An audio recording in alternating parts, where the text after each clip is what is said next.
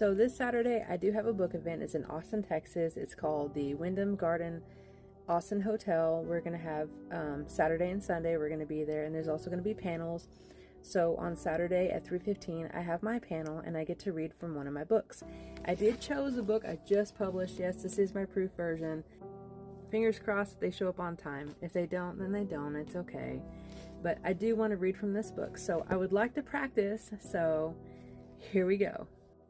Hi, my name is Jennifer D. Torseth. I am the author of Adele Wolfe and the author of the trilogy, The Emergence, Sarah and Sam.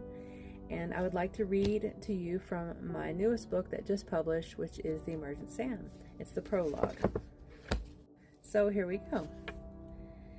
Anya gazed at the bloodied piece of toilet paper wadded up in her hand and dabbed her nose. The taste of blood ran down the back of her throat, threatening to gag her as she blinked back tears.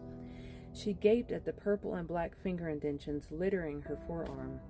Anya looked up and listened to the screams that flooded out through her screen door, showering her and the rest of the neighborhood with the violent activity taking place inside her suburban home.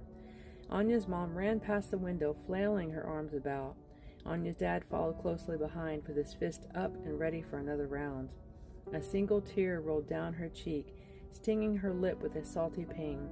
The combative, drunken behavior she'd grown so accustomed to, exhausting her to the bones. She peered in, watching, waiting, hoping that her dad didn't go too far this time.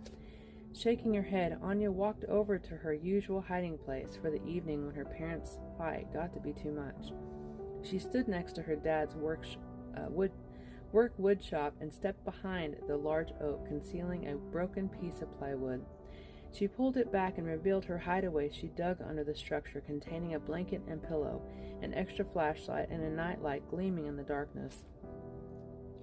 Her ready-made safe room was the only place she had to go sometimes, away from their drinking, away from their fighting, away from being hurt. Anya crawled in and pulled the piece of wood over to conceal her safely.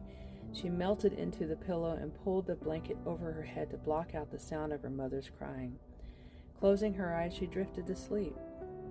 A loud pop sounded, and Anya shot up and knocking her head into the shed. She cradled her forehead and rolled over onto her side.